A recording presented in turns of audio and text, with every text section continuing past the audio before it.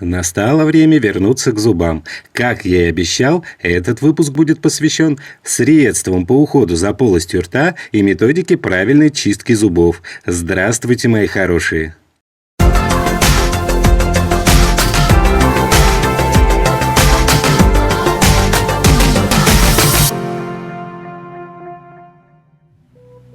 Зубная эмаль – самая твердая ткань в организме человека, но без должного ухода она легко теряет прочность, тем самым давая толчок к развитию заболеваний зубов. После каждого приема пищи во рту и между зубами остается большое количество остатков еды, и если сразу их не извлечь, они начинают перегнивать, провоцируя появление налета и возникновение заболеваний. Очевидно, что средства ухода за зубами человеку нужны ежедневно, поскольку такой уход – это одно из важнейших условий здоровья полости рта. В группу средств, служащих для механической очистки зубов, входят зубные эликсиры, зубные щетки, зубные порошки и пасты, жевательные резинки, ленты, флоссы, зубные нити, ёршики и зубочистки. На первом месте по обеспечению чистоты полости рта стоит зубная щетка. На сегодняшний день на рынке представлена механическая, электрическая, ультразвуковая и ионная зубные щетки. Неправильный выбор зубной щетки может привести к множеству неприятных последствий, таких как микротравмы, повреждение десен, стачивание зубной эмали и так далее. Поэтому подбирать такие средства ухода за зубами, как зубные щетки, нужно исходя из состояния десен и возраста человека. Чтобы купить качественную механическую щетку, необходимо обращать внимание на такие критерии, как форма ее головки, удобство ручки, а также длина и жесткость щетины. Лучше отдавать предпочтение щеткам с разноуровневой щетиной, так как они помогают почистить зубы даже в самых труднодоступных местах. Что касается жесткости щетины, то тут существует 5 степеней жесткости. Очень жесткая, жесткая, средняя, мягкая и очень мягкая. Жесткие в основном применяются для чистки и обработки зубных протезов. Мягкие рекомендуются детям, людям с повышенной чувствительностью эмали или десен, либо в случаях использования зубного порошка. Самыми эффективными считаются щетки мягкой и средней жесткости. У подавляющего большинства современных зубных щеток искусственная щетина, поскольку в натуральной щетине со временем накапливаются микроорганизмы. Зубная щетка может иметь чистящую головку различных размеров и формы. А лучшим вариантом является зубная щетка с округлой чистящей головкой. Ширина чистящей головки играет важную роль в обеспечении чистоты зубов и на разных моделях щеток может значительно варьироваться. Обычно длина головки не превышает 30 мм. Небольшие размеры этой части зубной щетки позволяют ей при чистке не задевать слизистые оболочки или зубы другой стороны ротовой полости, тем самым не раздражая их. На данный момент в магазинах можно встретить большой ассортимент и электрических зубных щеток. Главное их преимущество заключается в том, что электрическая зубная щетка осуществляет чистку зубов не только возвратно-вращательными движениями, но и пульсирующими. Такая комбинация дает неоспоримое преимущество при борьбе с зубными камнями. Пульсация размягчает камень, а вращательные движения счищают его. При выборе такой щетки следует обращать внимание на такие же характеристики, что и при выборе обыкновенной. Лучшим вариантом станет покупка зубной щетки с разными насадками. Если вы отдадите предпочтение электрической щетке, то тут следует учитывать, что при неосторожном использовании она часто травмирует десна, особенно на первых порах использования. Ультразвуковая зубная щетка, кроме очистки зубов, способна оказывать лечебное действие на десну, устранять воспаление и предотвращать появление зубного камня. Принцип ее работы заключается в испускании ультразвуковых волн, которые обладают бактерицидным действием, причем погибают микроорганизмы не только на поверхности зуба или десны, но и в глубине слизистых оболочек до 5 мм. Для человека воздействие ультразвука не является ни в коей мере вредным, но учтите, что чистить ультразвуком не рекомендуется чаще 3 раз в неделю, а значит понадобится еще вариант подменной зубной щетки.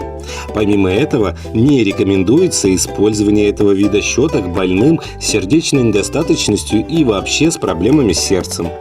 Ионная зубная щетка является новинкой на рынке товаров ухода за зубами.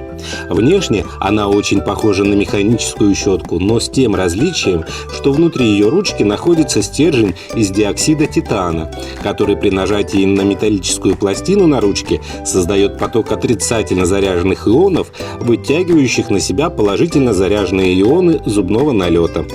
По словам производителей, с ее помощью быстрее восстанавливается в ротовой полости кислотно-щелочной баланс и активнее начинает работать зубная паста, высвобождая микроэлементы для проникновения в поверхностный слой зубов. Множество разновидностей зубных паст можно разделить на 3 категории – лечебно-профилактические, гигиенические и отбеливающие. Гигиенической пастой стоит пользоваться людям, не имеющим проблем с зубами. Она не обладает лечебными свойствами. К функциям такой пасты относятся очищение зубов от частичек пищи, удаление налета со щек и языка, устранение неприятного запаха изо рта. Отбеливающая зубная паста применяется для восстановления природной белизны зубов, нарушенной под воздействием красителей, таких как кофеин, никотин и так далее. Лечебно-профилактическая зубная паста используется для ежедневного ухода за полостью рта. В отличие от гигиенической, ее состав включает биологически активные вещества и защитные компоненты. Самую главную очистительную функцию в составе паст выполняют абразивы. То есть, чем больше абразивных частичек в пастах, тем вы лучше почистите зубы. Следующий компонент зубных паст – это фтор. Он предотвращает зубы от кариеса, укрепляет эмаль и препятствует их разрушению. Помимо всех плюсов, у фтора есть и свои минусы. В избыточных количествах он может приводить к такому заболеванию, как флюороз зубов, появление желтых пятен на зубах. В случае, если фтор будет длительно накапливаться в организме, то это уже грозит хрупкостью костей и заболеваниями щитовидной железы. Поэтому при использовании паст с фтором важно придерживаться следующих правил. Количество зубной пасты, наносимой на зубную щетку, не должно превышать размер горошины. Также не следует держать пасту в полости рта свыше 3 минут или тем более глотать ее. Если десна кровоточит и воспалена, отдавайте предпочтение пастам, содержащим триклозан, хлоргексидин или метронидазол. Однако применять их стоит только при обострении процесса. Длительное использование повлечет за собой нарушение в микрофлоре полости рта. Для ежедневного использования выбирайте пасты, в которые входят натуральные травы – шалфей, кора дуба, прополис.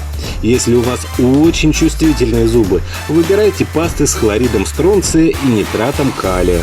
На этих пастах присутствует пометка «Sensitive». Многие производители в качестве дополнения к своим пастам выпускают ополаскиватели, в состав которых входят активные компоненты. Они предотвращают воспаление десен, образование налета на зубах и появление кариеса, а также дарят свежее дыхание. По назначению ополаскиватели делятся на следующие разновидности: для устранения неприятного запаха изо рта, для профилактики кариеса, эликсиры, снижающие образование зубного налета, для десен, против гнойных образований, противогрибковые. Для достижения оптимального результата лучше выбирать ополаскиватель той же фирмы и линии, что и паста. Полоскать рот необходимо каждый раз после чистки зубов, а также, по возможности, после каждого приема пищи. Зубная нить, или по-другому флосс, используется для очистки боковых поверхностей зубов и межзубных промежутков. Как правило, применение нити совмещается с вечерней чисткой зубов. Возьмите примерно 30 см нити, намотайте ее на кончик средних пальцев и аккуратно введите между зубами. Легким движением руки удалите налет с боковых поверхностей зубов. На каждый межзубной промежуток следует использовать новую нить. Однако пользоваться флоссом нужно очень осторожно, чтобы не повредить зубы и десна. Зубные нити бывают круглые и плоские, с различными пропитками или обработанные воском. Для производства нити используют натуральный шелк и синтетические нейлон, капрон, тефлон и прочие материалы. Функция зубочистки идентична функциям зубной нити. Технология их использования очень проста. Под прямым углом относительно зубной плоскости острый конец зубочистки помещается в десневую канавку у основания зуба и перемещается к месту контакта зубов друг с другом. Эту процедуру необходимо проводить с боковой поверхности каждого зуба. Для производства зубочисток используются древесные породы, пластмассы и нержавеющая сталь. Жвачки определенно не заменяют зубную щетку, однако также могут быть полезными при ее отсутствии. Когда вы жуете резинку, повышается слюноотделение, что помогает слюне проникать в труднодоступные части ротовой полости. Жвачка также нейтрализует кислоты, присутствующие в зубном налете, и хоть и не полностью, но все-таки удаляет частички пищи, застрявшие между зубами или прилипшие на поверхность зуба. Жевательной резинкой можно пользоваться как детям, так и взрослым. Выбирайте резинку, в которой нет сахара. Жуйте жвачку сразу же после еды или после того, как поедите сладкого. Но не переусердствуйте. 20 минут жевания вполне достаточно, чтобы сделать ротовую полость сравнительно чистой. Чистку зубов нужно выполнять дважды – утром после завтрака и вечером после последнего приема пищи. После приемов пищи днем можно прополоскать рот ополаскивателем или водой. Чистить зубы необходимо не менее 3 минут. На щетину следует нанести небольшое количество пасты. Оптимальным считается количество пасты размером с горошину. Разделите мысленно каждый зубной ряд на несколько частей. Большие коренные зубы, малые коренные зубы и передние. Раскройте рот и поднесите щетку под углом 45 градусов к поверхности зубов. Начинайте чистить зубы с левой стороны верхней челюсти и постепенно продвигайтесь вправо. Движения щетки должны быть подметающими, направленными от десны к жевательному краю зуба. Обратите внимание, что каждому сегменту должно достаться не менее 10 таких движений. Далее нужно почистить зубы со стороны неба, выполняя выметающие движения также не менее 10 раз на каждый сегмент. Точно таким же способом проводите чистку зубов нижней челюсти. Теперь переходите к жевательным поверхностям зубов. Тут щетка должна двигаться вперед-назад. Завершите чистку легким массажем десен, двигая головку щетки круговыми движениями. Но не переусердствуйте, будьте аккуратны. После завершения гигиенической процедуры щетку следует тщательно вымыть, а затем поставить в стаканчик щетиной вверх. Хранить зубную щетку необходимо в вертикальном положении, головкой вверх, а менять на новую 3-4 раза в год. После каждой чистки зубов щетку следует тщательно промывать водой.